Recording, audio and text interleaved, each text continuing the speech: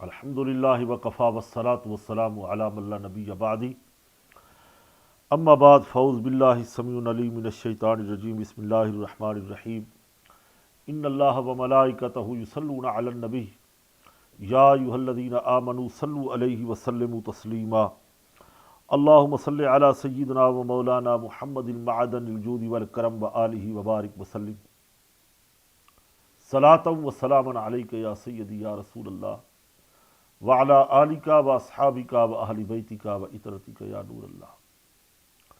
اللہ تعالیٰ کی حمد و ثنا کے بعد کروڑہ کروڑ درود و سلام تاجدار کائنات فخر آدم بنی آدم جناب محمد رسول اللہ صلی اللہ علیہ وسلم کی ذات مقدسہ پر۔ ناظرین کرام، پروگرام سیرت الانبیاء، آج پیر شریف کا یہ مقدس دن یقیناً ہمارے بچے اسکولوں میں کالجوں میں پڑھنے کے لیے نکلتے ہیں گھروں سے۔ اللہ رب العزت سب مسلمانوں کے بچوں کی خیر فرمائے، جان مال عزت ابرو اہل پاکستان عالم اسلام ساری دنیا کی رب تعالی خیر فرمائے۔ ناظرین کرام، ہم گزشتہ اپنے پروگرام کے اندر مختلف انبیاء کرام حضرت آدم علیہ السلام سے لے کے نوح علیہ السلام تک ذکر کر چکے ہیں۔ حضرت آدم علیہ السلام، حضرت شیس علیہ السلام، حضرت ادریس علیہ السلام اور حضرت نوح علیہ السلام۔ آج ہم جس اللہ کے سچے نبی کا ذکر کرنے جا رہے ہیں انہیں حضرت ہود علیہ السلام کہتے ہیں۔ اس پیغمبر کے نام کی سورہ ہود قرآن پاک کے اندر موجود ہے۔ پیارے آقا صلی اللہ تعالی علیہ وسلم مکی مدنی جب سورہ ہود شریف کی تلاوت کرتے، حضور دعا فرمایا کرتے، اور ایک دفعہ تو یہاں تک ہوا کہ آپ سورہ ہود شریف پڑھتے، پھر فرمایا کہ مجھے سورہ ہود نے بوڑھا کر دیا ہے۔ یقیناً اس سورت کے اندر اللہ تعالیٰ کے عذابوں کا ذکر اور بہت عبرتناک مقام کی نشاندہی کی گئی ہے۔ آئیے ناظرین کرام، ہم حضرت ہود علیہ السلام کا نسب پہلے بیان کرتے ہیں تاکہ ہمارے سچ ٹی وی کے ناظرین جو اس پروگرام میں شامل ہے، جب انسان گمراہ ہوتا ہے، گمراہی کی تاریکیوں میں سے گزرتا ہے، تو وہ چاہتا ہے کہ کہیں اس کو اجالا مل جائے، روشنی کی کرن نمودار ہو، وہ اپنی منزل کو پا سکے۔ اللہ رب العزت اس گمراہی کے اندھیروں میں بھٹکی ہوئی قوم کو ہدایت دینے کے لیے پیغمبروں کا انتخاب فرماتے ہیں، یعنی وہ کوئی پیغمبر بھیجتے ہیں اس قوم کے اندر، اور اس قوم میں حضرت ہود علیہ السلام کو رسول بنا کر بھیجا گیا، انہی کی قوم سے، انہی کی زبان سے، انہی کے قبائل سے۔ یہ حضرت نوح علیہ السلام کے پوتے ارم کی اولاد میں سے ہے حضرت ہود علیہ السلام۔ علامہ بیضاوی رحمۃ اللہ تعالی علیہ نے اس کی تصدیق میں یہ فرمایا کہ آپ کا نسب نامہ اس طرح بیان ہے کہ ہود بن عبداللہ بن رباحہ بن خلود بن عاد بن اوس بن ارم بن سام بن حضرت نوح علیہ السلام۔ اللہ اکبر! یہ تو تھا آپ کا نسب حضرت ہود علیہ السلام۔ اللہ رب العزت نے انہیں رسالت سے سرفراز فرمایا، رسول بنا کر بھیجا۔ اب قوم عاد اولا یا عاد ثانیہ، جو روئے زمین پر عاد کے نام سے 2 قومیں گزری ہیں، یہ انہی قوم عاد کی طرف حضرت ہود علیہ السلام رسول بنا کر بھیجے گئے، اور عاد ثانیہ اس میں حضرت صالح علیہ السلام اللہ کے نبی، اللہ کے پیغمبر بنا کر بھیجے گئے۔ یقیناً رسول انسانوں میں سے آتا ہے، فرشتوں میں سے نہیں ہوتا، ملائکہ میں سے نہیں ہوتا، کہ اس انسانوں کی، اس قوم کی رہنمائی کرنی پڑتی ہے، اور قوم کی رہنمائی وہ بہترین طریقے سے ہو سکتی ہے جو ان کے ثقافت کو، ان کے کلچر کو، ان کے معاملات کو جانتا ہو، ان کی زبان کو جانتا ہو، ان کی بولی میں ان کو سمجھا پائے، اللہ رب العزت کا پیغام دے، تو وہ سب سے زیادہ بہترین ایک تبلیغ کا ذریعہ ہوتا ہے۔ تو حضرت ہود علیہ السلام کا مبارک پیشہ جو تھا، مفسرین کرام نے فرمایا کہ آپ تجارت کا کام کرتے تھے، تجارت کا پیشہ آپ نے اختیار فرمایا، خرید و فروخت۔ ناظرین کرام، انبیاء کرام جتنے بھی اللہ رب العزت نے مبعوث فرمائے ہیں، وہ اپنے ہاتھوں سے کماتے تھے، کام کرتے تھے۔ حضرت موسیٰ علیہ السلام نے بکریاں چرائی ہیں، حضرت داؤد علیہ السلام نے لوہے کی زرہیں بنائی ہیں، حضرت ہود علیہ السلام نے یہ پیشہ اپنایا تجارت کا، حضرت ادریس علیہ السلام درزی کا کام کیا کرتے تھے، کپڑے سیتے۔ اسی طرح ہر نبی کا زندگی گزارنے کے لیے کمانے کا ایک ذریعہ تھا، پیشہ تھا، کوئی بغیر پیشے کے کوئی نبی دنیا میں نہیں آیا۔ اللہ نے جہاں اور وصف خوبیاں رکھی ہیں، وہاں ہر نبی کے اندر یہ وصف بھی رکھا ہے کہ وہ اپنے ہاتھوں سے کمائے۔ تو گزر بسر کرنے کے لیے حضرت ہود علیہ السلام نے تجارت کا پیشہ اختیار فرمایا، جیسا کہ حضرت عبداللہ بن عباس رضی اللہ تعالی عنہ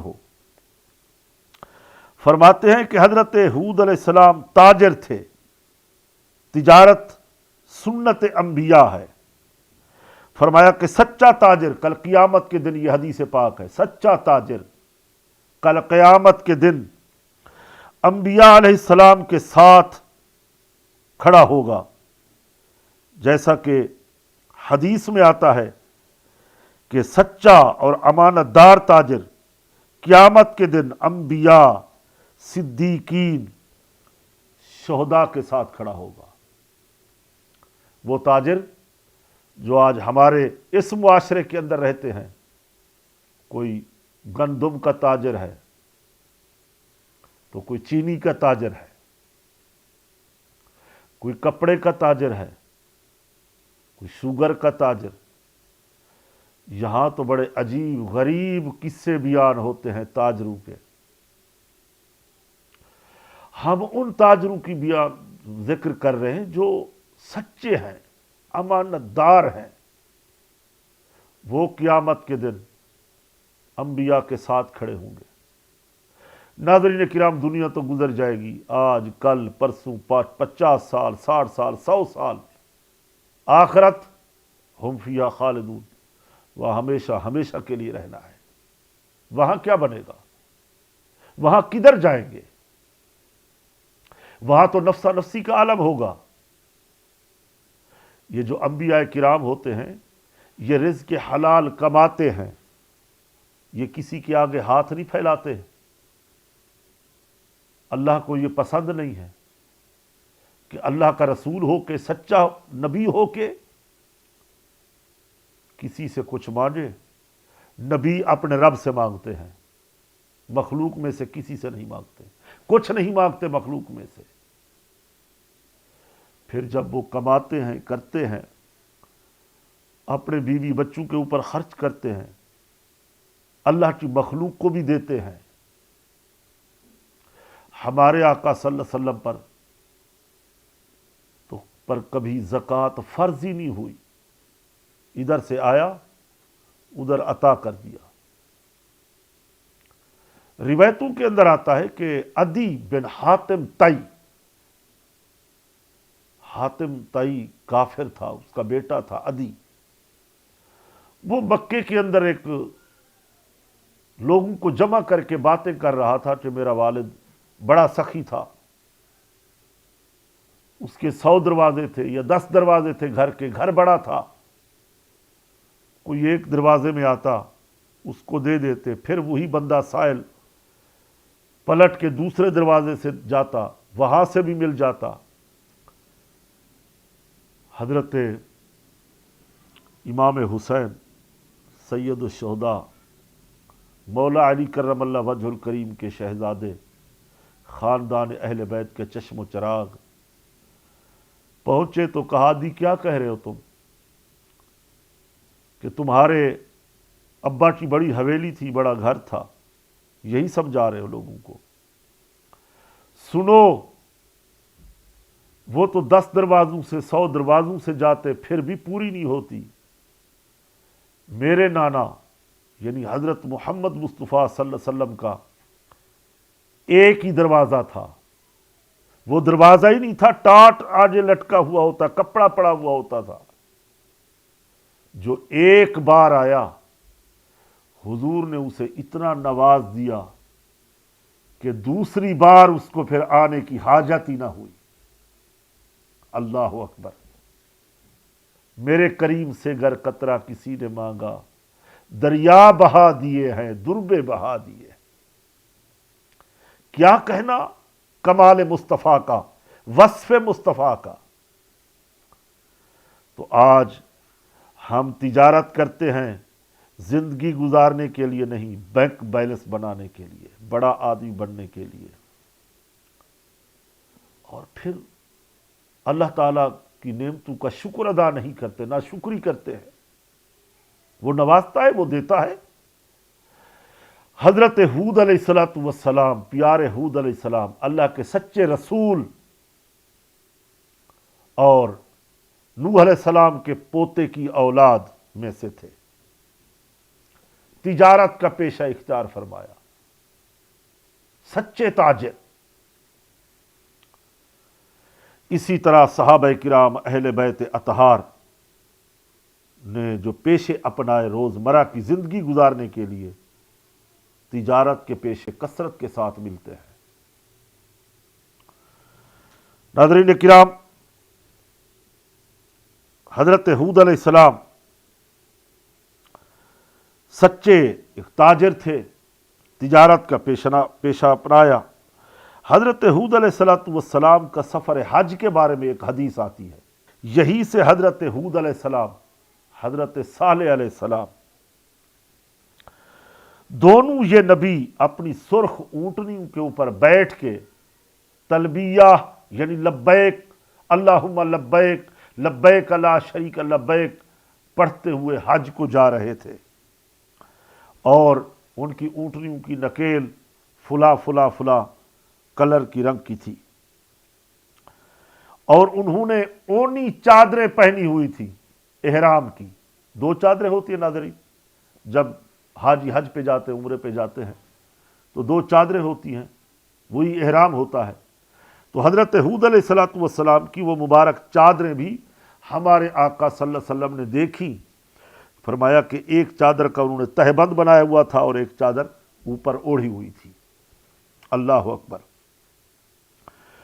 تو حدیث شریف کے اندر جو حضرت ہود علیہ السلام کے اوصاف بیان کیے گئے ہیں، ہم اپنے ناظرین کو ذرا وہ بھی باخبر کرنا چاہتے ہیں تاکہ سن عبادت الہی میں اضافہ ہو، اللہ کی محبت، اللہ والوں کی محبت میں اضافہ ہو، تو برکتیں ان کی ہم حاصل کر سکیں۔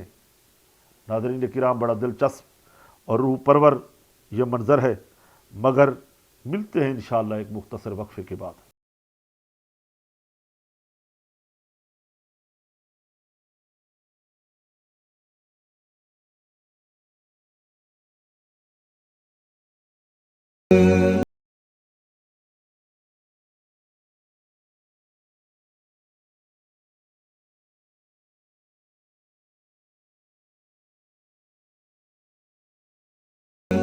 ایک بار پھر پروگرام سیرت الانبیاء میں ہم اپنے ناظرین کو خوش آمدید کہتے ہیں۔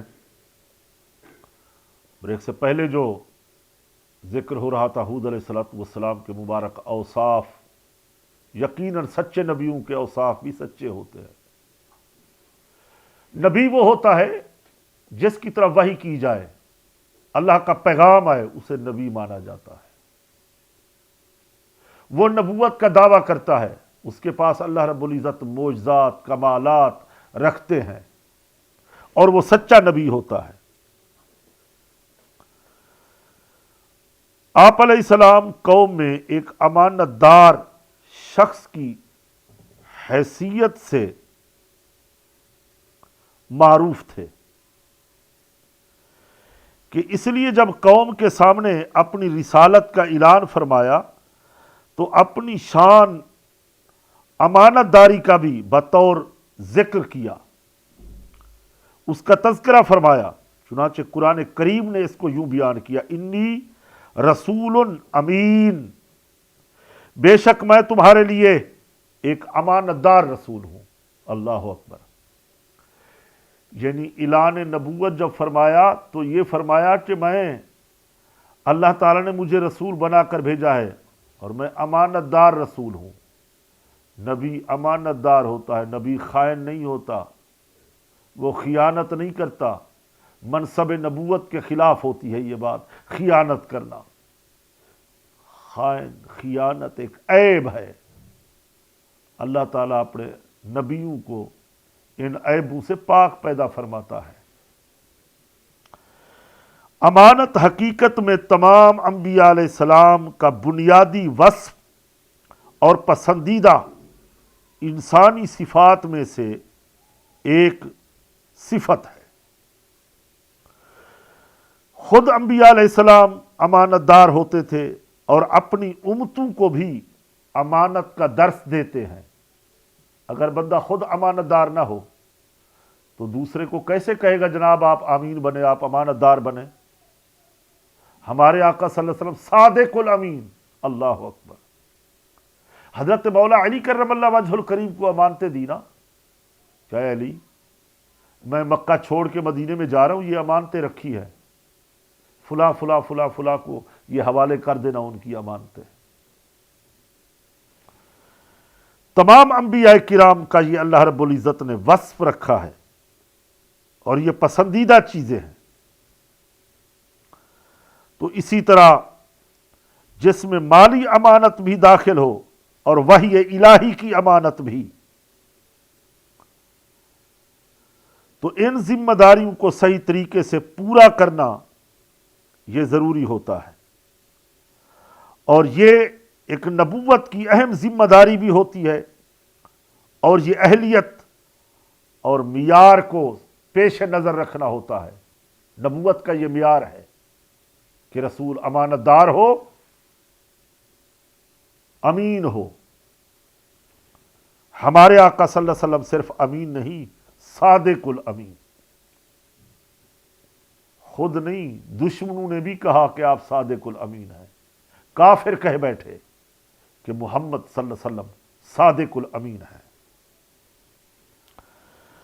اسی طرح قرآن پاک نے فرمایا ان اللہ یامرکم ان تؤدوا الامانات الی اہلہا، بے شک اللہ تمہیں حکم دیتا ہے کہ امانتیں جن کی ہیں ان کے سپرد کرو۔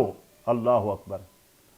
آج ہمارے معاشرے کے اندر قرب و جوار میں، اڑوس پڑوس میں ہم کیا کرتے ہیں؟ کوئی اگر مال ایک رات کے لیے امانتاً رکھوائے، وہ امانت میں ہم خیانت کرتے ہیں، خائن بنتے ہیں۔ اگر کوئی ہمیں بول کے جائے کہ اس کا خیال رکھنا ہے، اس میں بھی خیانت کرتے ہیں۔ اگر کوئی کام ہمیں بتا دے، ہم اس میں بھی خیانت کرتے ہیں۔ کوئی سلام ہمیں کہہ دے کہ فلاں کو ہمارے سلام کہنا، ہم اس میں بھی خیانت کرتے ہیں۔ ناظرین کرام، ہم کہاں کھڑے ہیں؟ ہم انبیاء کرام کی سیرت طیبہ سے کیوں نہیں سیکھتے؟ کیوں نہیں ہم سمجھتے؟ ہمارا وجدان، ہمارا قلب، ہمارا ضمیر کیوں مردہ ہو چکا ہے؟ میں اس نتیجے تک پہنچا ہوں کہ شاید ہمیں رزق حلال کی کمی ہے، صدق مقال کی قلت ہے، حلال و حرام کی تمیز چھوڑ بیٹھے، دنیا کو ہی سمجھ بیٹھے سارا کچھ، آخرت بھلا بیٹھے، رب تعالیٰ کو ناراض کر بیٹھے، رسول اللہ صلی اللہ علیہ وسلم کا اسوہ حسنہ چھوڑ بیٹھے، انبیاء کرام کی سیرت سے سیکھنا، پڑھنا، دیکھنا بھلا بیٹھے۔ پھر کیا ہوا کہ بے شک اللہ تمہیں حکم دیتا ہے کہ تم امانتیں جن کی ہیں ان کے سپرد کرو، خیانت نہ کرو۔ کل قیامت کے دن تم سے یہ سوال ہوگا کہ رزق کہاں سے کمایا تھا، خرچ کہاں پر کیا تھا؟ اللہ اکبر، بڑا اہم سوال ہوگا۔ کہاں سے کمایا، کہاں پہ خرچ کیا؟ حدیث پاک میں فرمایا گیا ہے کہ جب امانت ضائع کر دی جائے تو قیامت کا انتظار کرو۔ اب کیا ہو رہا ہے معاشرے کے اندر، ہماری ریاست مدینہ کے اندر کیا ہو رہا ہے؟ امانتیں ضائع نہیں کی جا رہی، پھر طرح طرح کے مسائل، مصیبتیں، عذاب، بیماریاں، کتنے مسائل کے ہم شکار ہو چکے ہیں۔ فرمایا کہ قیامت کا انتظار کرو، بس قیامت قریب ہے۔ ایک شخص نے عرض کی، یا رسول اللہ صلی اللہ علیہ وسلم، ضائع ہونا کیسے ہوگا؟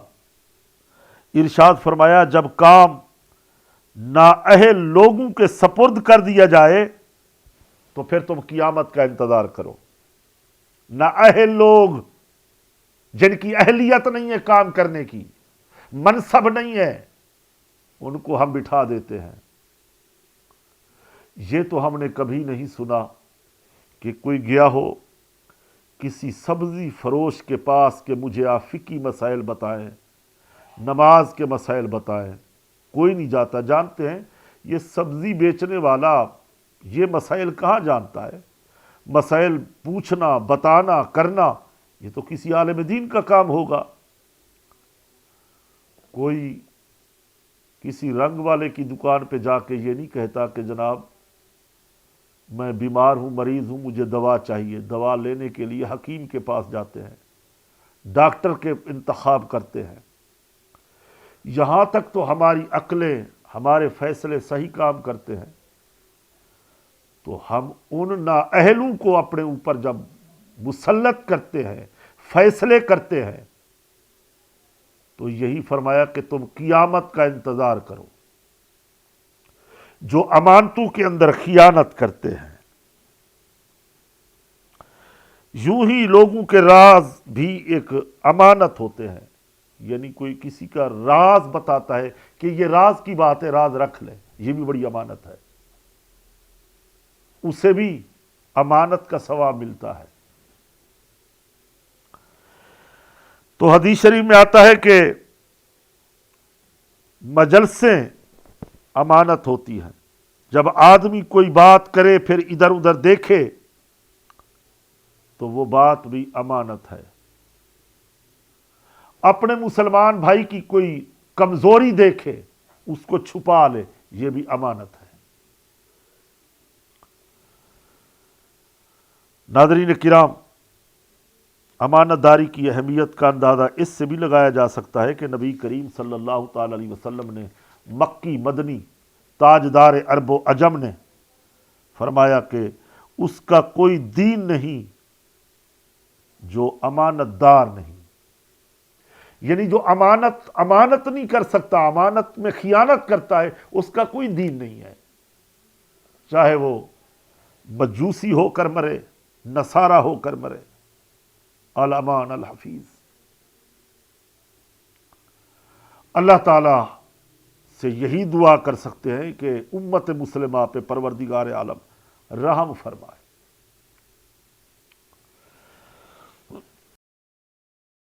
ناظرین کرام، آپ علیہ الصلوۃ والسلام انتہائی مخلص اور ہر معاملے میں، یعنی حضرت ہود علیہ السلام محض رضائے الہی کے طلبگار تھے، اس لیے تبلیغ رسالت کے فرائض کی انجام دہی قوم کو واضح پیغام دیتے ہیں۔ حضرت ہود علیہ السلام فرمایا ما اسألکم علیہ من اجر ان اجری الا علی رب العالمین، میں تم سے اس تبلیغ پر کچھ اجرت نہیں مانگتا، میرا اجر تو اس پر سارے جہاں کا رب ہی عطا کرے گا۔ اللہ اکبر۔ یہی جواب حضرت نوح علیہ السلام کا تھا، یہی جواب حضرت ادریس علیہ السلام کا تھا، یہی حضرت شیس علیہ السلام کا تھا۔ تمام انبیاء کرام کا ذکر خیر ہم پڑھیں گے، کریں گے، سنیں گے تو وہ یہی جواب دیتے ہیں کہ قوم، ہم جو تبلیغ کر رہے ہیں، راستہ بتا رہے ہیں، صراط مستقیم بتا رہے ہیں، گناہوں سے بچا رہے ہیں، جہنم سے ہٹا رہے ہیں، جنت تک پہنچا رہے ہیں، ہم تم سے کوئی اجر نہیں مانگتے، اس کا اجر ہم اپنے پروردگار سے لیں گے۔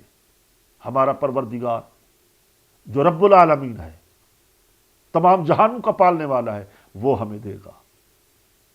تو سمجھ میں آنے والی بات ہے، جو نبی امت سے اجر تک نہیں مانگتا، طلب نہیں کرتا، کیا وہ دنیا کی چیزیں طلب کرے گا؟ کیا وہ چاول، غلہ، مال، مویشی یہ مانگے گا؟ نہیں، کما حقہ نہیں۔ میرے رسول صلی اللہ تعالی علیہ وسلم کے گھر میں کئی دن تک فاقے تھے، مبارک پیٹ کے اوپر 2 3 پتھر باندھے گئے، غزوہ خندق کے اندر جہاد کیا گیا، مگر پھر بھی یہی کہا کہ قل لا اسألکم علیہ اجرا الا المودۃ فی القربى، میں تم سے کوئی اجر نہیں مانگتا، بس ایک بات کہتا ہوں، میرے قرابت داروں کی عزت کرو، ان سے محبت کرو، میرے اہل بیت سے محبت کرو۔ ناظرین کرام، حضرت ہود علیہ السلام کا مبارک ذکر قرآن و احادیث کی روشنی میں ہم اپنے ناظرین کے سامنے بڑے وثوق کے ساتھ پیش کر رہے ہیں۔ رسالت اسی طرح ایک اور مقام پہ بھی آپ ارشاد فرماتے ہیں کہ انی توکلت علی اللہ ربی و ربکم ما من دابۃ الا هو واحد منہا، کہ میں نے اللہ پر بھروسہ کر لیا ہے جو میرا اور تمہارا رب ہے، زمین پر چلنے والا کوئی جاندار ایسا نہیں جس کی پیشانی اس کے قبضہ قدرت میں نہ ہو، بے شک میرا رب سیدھے راستے پہ ہمیں چلاتا ہے۔ حضرت ہود علیہ السلام کا یہ پیغام۔ ناظرین کرام، فرمایا کہ میں اللہ کا رسول ہوں، امانت دار ہوں، اور ان کا پیشہ جو تھا وہ تجارت تھا، رزق حلال کماتے۔ اللہ نے قوم عاد کے لیے انہیں رسول بنا کر بھیجا۔ طوفان نوح کے برسوں بعد سب سے پہلے قوم عاد نے توحید اور رسالت، ایمان و ہدایت سے دوری اختیار کی۔ جب یہ دوری اختیار کی، وہی شرک، وہی بت پرستی، وہی کفر، وہی دلالت و گمراہی، وہی گھوپ اندھیرے میں چلنا، جب یہ سب کچھ ہو رہا تھا تو میرے آپ کے پروردگار نے وحدہ لا شریک مولا نے اس قوم کے لیے حضرت ہود علیہ السلام کا انتخاب فرمایا۔ ملتے ہیں ناظرین ایک مختصر وقفے کے بعد۔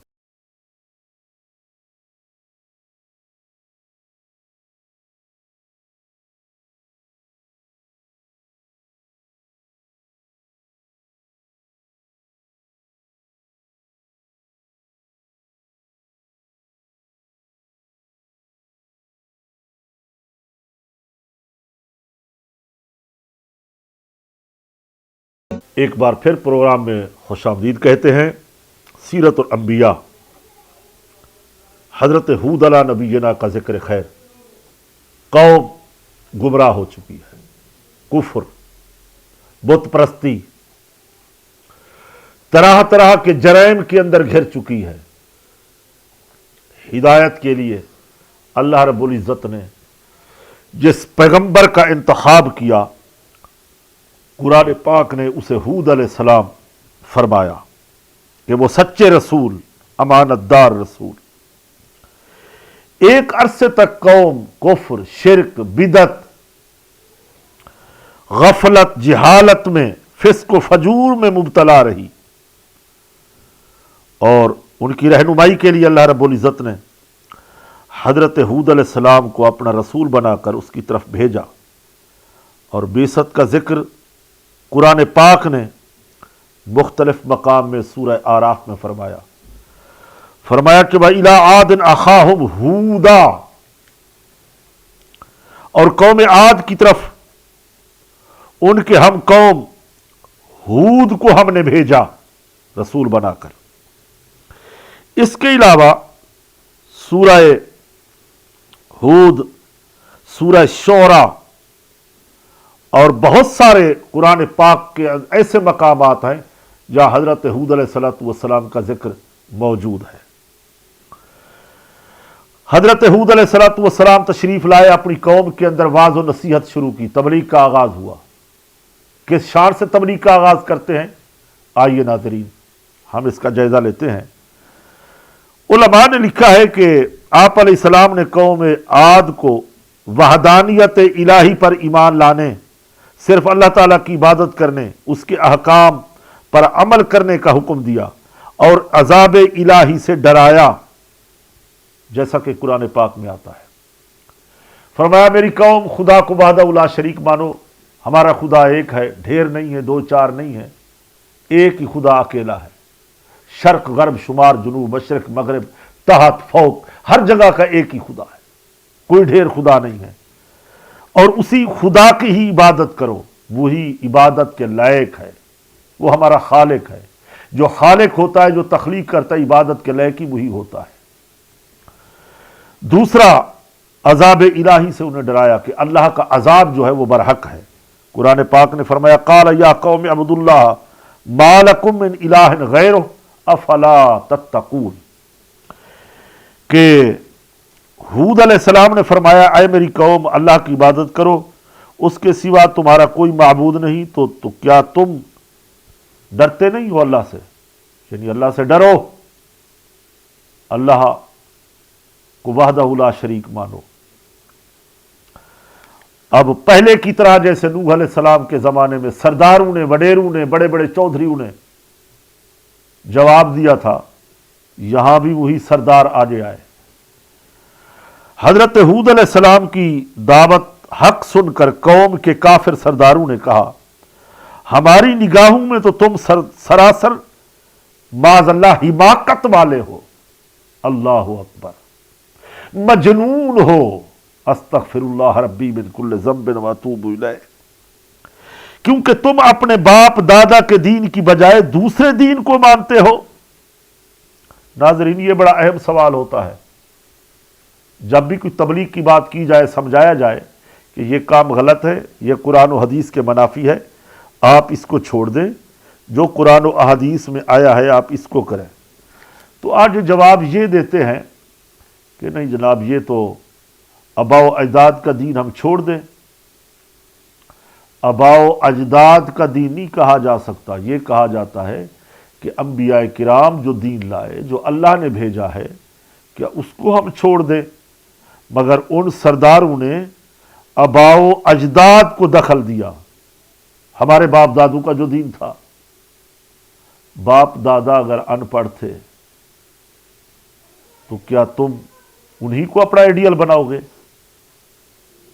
دین تو اللہ بھیجتا ہے، انبیاء کرام مبعوث کیے جاتے ہیں، مگر ان سرداروں نے پھر توہین کی نبی کی۔ قرآن پاک نے فرمایا قال الملأ الذین کفروا من قومہ انا لنراک فی صفاحۃ وانا لنظنک من الکاذبین، اس کی قوم کے کافر سرداروں نے کہا بے شک ہم تمہیں بے وقوف سمجھتے ہیں۔ جی ہاں، بڑا پرانا وتیرہ، بڑی پرانی منطق، پرانا فلسفہ، نبیوں کو کہہ بیٹھے کہ ہم تمہیں بے وقوف سمجھتے ہیں۔ عقل مند خود تھے نا، عقل مند وہ خود تھے اور نبیوں کو بے وقوف کہہ دیا، یہ توہین۔ اور بے شک ہم تمہیں جھوٹوں میں سے گمان کرتے ہیں، یہ نبی کو کہہ دیا تم جھوٹے ہو۔ ہمارے آقا صلی اللہ علیہ وسلم کو بھی تو کہا گیا تھا جب حضور نے فرمایا قولوا لا الہ الا اللہ، کہ آؤ میرے خدا کو وحدہ لا شریک مانو، توحید کی دعوت دی، تو کیا جواب آیا تھا؟ کذبتا کذبتا یا محمد صلی اللہ علیہ وسلم، کہ معاذ اللہ آپ جھوٹے ہیں، آپ اللہ کے نبی نہیں ہیں۔ تو میرے آقا صلی اللہ علیہ وسلم فرماتے، ایک آواز بھی آتی تھی، صدقتا صدقتا یا رسول اللہ صلی اللہ علیہ وسلم۔ حضرت ہود علیہ السلام کا سرداران کفار کو جواب، جب انہوں نے یہ بکواس کر لی کہ تم جھوٹے ہو، ہم اپنے آباء و اجداد کی باتوں کو، دین کو نہیں چھوڑ سکتے، تو پھر حضرت ہود علیہ السلام نے بڑے تحمل کے ساتھ، بردباری کے ساتھ جواب ارشاد فرمایا۔ ناظرین کرام، آپ فرماتے ہیں میری قوم، میں ہرگز بے وقوف نہیں، کیونکہ میں تو تمام جہانوں کے پروردگار کا بھیجا ہوا ایک رسول ہوں۔ سبحان اللہ، میرے رب نے مجھے منصب رسالت پہ فیض کیا ہے، اللہ نے مجھے یہ منصب دیا ہے، لہذا میرے رب نے مجھے رسول بنایا ہے، اور انتہائی کامل رسول، کامل، اکمل، مکمل ہوتے ہیں، انتہائی عقل مند ہوتے ہیں۔ اللہ تعالیٰ کسی بے وقوف کو منصب رسالت نہیں دیتا۔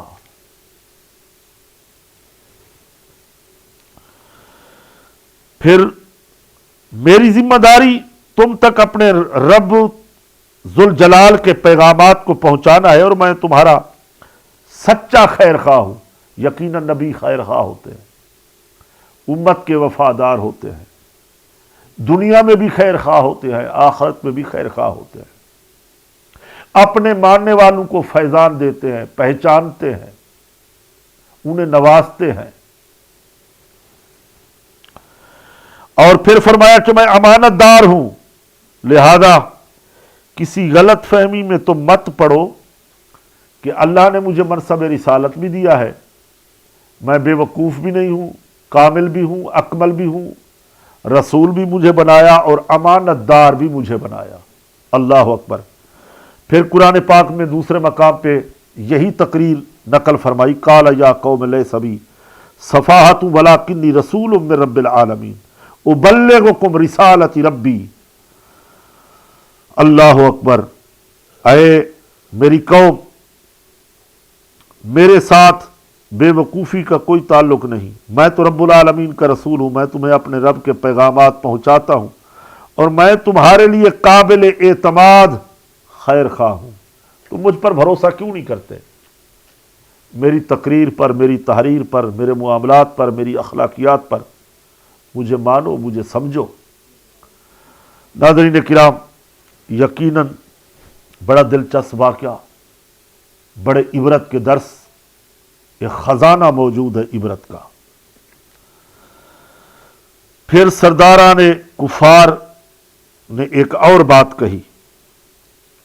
حضرت ہود علیہ السلام نے سردار کفار جتنے جمع ہوئے ان کی حماقت کو دیکھا، فرمایا تمہیں اس بات پر تعجب ہو رہا ہے کہ میں تمہارے پاس تمہاری قوم کا ایک فرد رسول بن کر آیا ہوں، تمہیں کفر، مصیبت، دلالت، گمراہی سے نکالنے آیا ہوں، عذاب الہی سے بچانے آیا ہوں۔